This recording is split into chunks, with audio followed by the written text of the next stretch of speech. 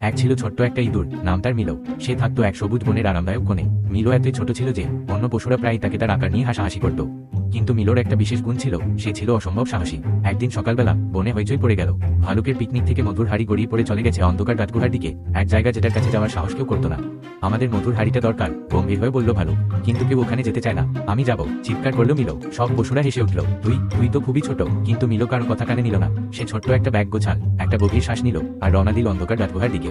জঙ্গলটা ধীরে ধীরে অন্ধকার আর ভয়ঙ্কর হয়ে উঠল। কিন্তু মিলো তার দাদির কথা মনে করলো, সাহসী হওয়া মানে ঠিক কাজটা করা, যতই ভয় লাগুক না কেন।